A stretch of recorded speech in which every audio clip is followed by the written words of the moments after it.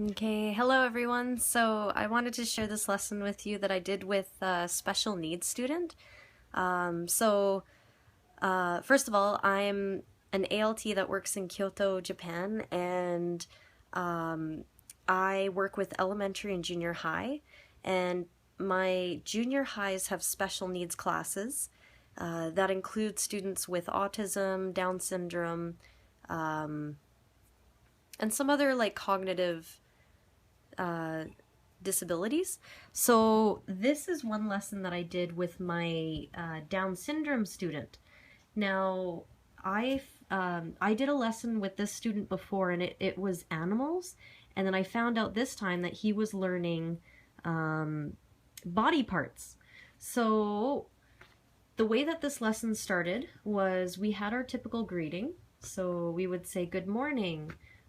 We didn't ask how are you because I don't think he's capable of saying that, but he actually did really, really well with body parts and whatnot. But anyways, so the way that the lesson started was this game over here. So I drew a picture, but basically the teacher printed out snakes and ladders, except there was only one part where you can fall back and one part where you can go forward. So it went by a lot quicker. And each of us had game pieces. So there would be 3 game pieces: the student, the teacher, and then myself, the ALT.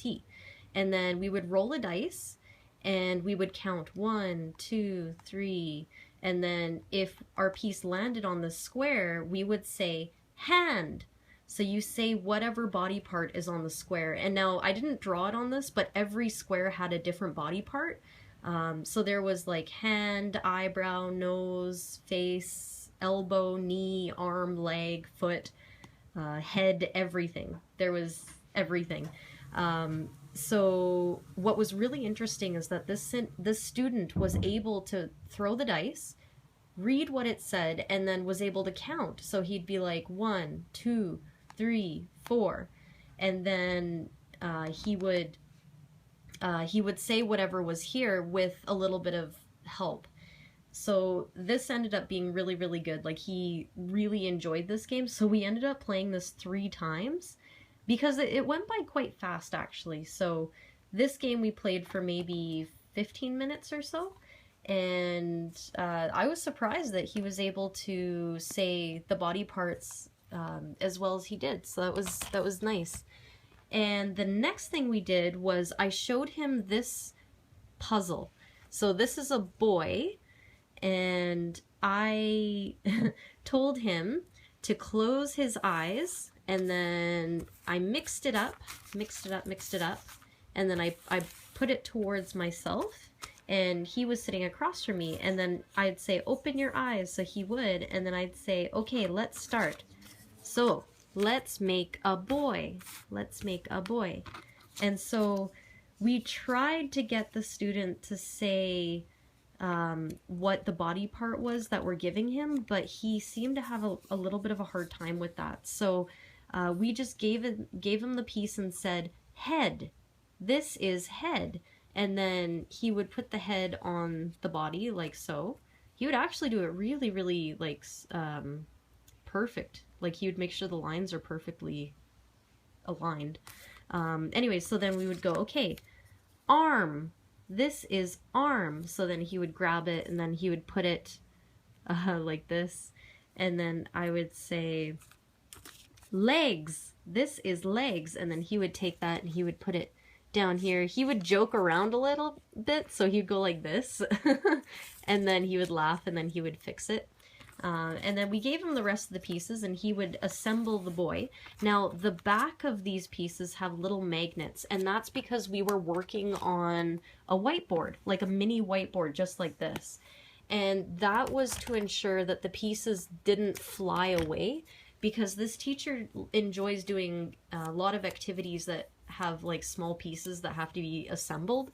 So she learned, you know, magnets, man, they're great. Definitely use magnets. So anyways, okay, so once we were finished this, we moved on to this. Now this is a Japanese game that they usually play during New Year's, and forgot what it's called. I think it's Fukuwarai.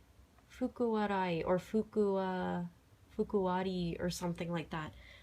But we found these online and we printed them out, and on the back of them we've got magnets so that we would just put it right on the board so it didn't fly away. And then it came with these pieces. So these, you can assemble your own face, which is really cool. So this student really likes pigs, so the teacher found a pig one.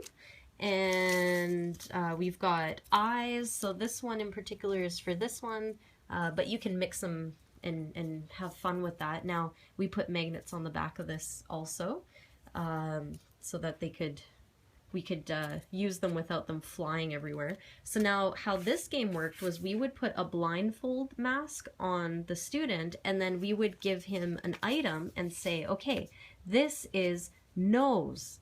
And then he would take it and then put it where he thought the nose would go. And so in the end, you're doing this blindly. So it's literally like pin the tail on the donkey, except you're making a face, and you're using all these different pieces. Like you can't tell what's what, basically. So you can like make this really funny, you can make a really funny face kind of thing. But anyways, so there's all these different pieces, which is really cool. This one, this is the mouth for the for this one. I think this is the bottom. I can't tell. But anyways, yeah, so these are really great. They're really fun. And the student ended up really enjoying it. He was joking around a lot, and which is kind of nice to see a student having like humor. So anyways, yeah, this was basically the lesson. So it was a very simplistic kind of lesson, but those are the little activities that we did with the student. So yeah. Oh, and here's another one. There's a rabbit. So we have a rabbit, and then this, I think it was a man, and then this is a woman, and then this is a pig. So yeah, and then we've got some like really cute faces. I think this is an eye. Yeah, but anyways, okay, so thank you very much for watching, and we'll see you next time. Bye.